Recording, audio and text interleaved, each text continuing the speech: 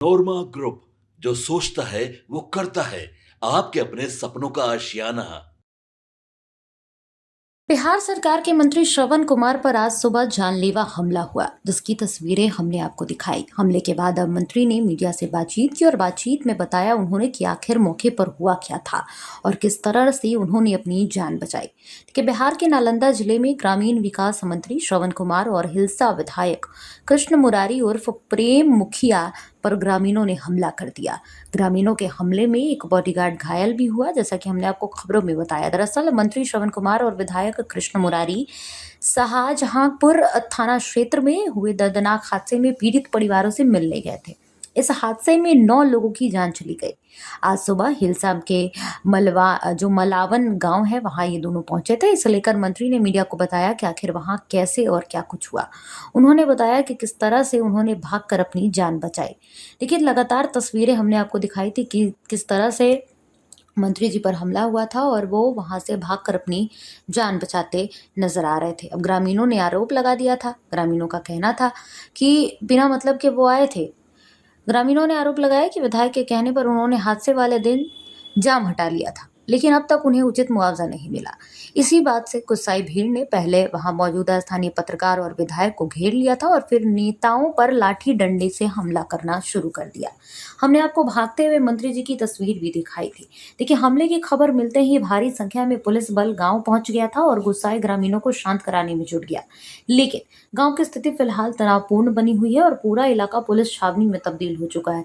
लेकिन जिस तरह से मंत्री श्रवण कुमार को मारने की कोशिश की गई, उन पर लाठी डंडे चलाए गए। नीतीश कुमार के मंत्री श्रवण कुमार ने खुद मीडिया से बातचीत करके बताया कि आखिर वहां पर हुआ क्या था। उन्होंने पूरे मामले की जानकारी दी। उन्होंने कहा कि दौड़ते भागते हुए उन्होंने अपनी जान बचाई है। मीडिया से बात करके श्रवण कुमार ने तमाम जानकारियां साझा की। उन्होंने बताया कि सड़क हादसे के जो पीड़ित परिवार थे, उनसे मिलने के लिए वो वहां पहुंचे थे और उनके साथ वहां के विधायक भी थे। लेकिन जिस तरह से वो वहां पर पहुंचे और लोगों का जैसा रिएक्शन सामने आया, वो काफी डराने वाला था। इसके अलावा बता दें कि ना सिर्फ उन्होंने लोगों पर सवाल खड़े किए, बल्कि उन्होंने कहा। लेकिन जब मंत्री श्रवण कुमार से पत्रकारों ने पूछा कि क्या इसके पीछे कोई साजिश है, तो उन्होंने विपक्ष को टारगेट किया और विपक्ष पर भी हमलावर होते नजर आए। बता दें कि घटना की सूचना मिलते ही बड़ी संख्या में पुलिस बल की तैनाती हो गई। लगातार इस मामले पर जांच हो रही है, लेकिन बिहार सरकार के मंत्री पर और विधायक पर इस तरह से हमला होना ये कोई आम बात नहीं है। इसी कड़ी में सड़क घटना के बाद सरकार को लगातार देखिए इस पर कार्रवाई हो रही है। लेकिन जिस तरह से मंत्री श्रवण कुमार पर अटैक हुआ है, ये कई सवाल खड़े करता है बिहार प्रशासन पर भी, जो सुशासन वाली सरकार है उसके ऊपर भी। हालांकि मंत्री श्रवण कुमार ने बताया कि आखिर उस जगह हुआ क्या था, लेकिन जिस तरह से अटैक हुआ है, ये सवालिया कटघरे में खड़ा करता है बिहार में नीतीश कुमार की जो सुशासन वाली सरकार है उसको।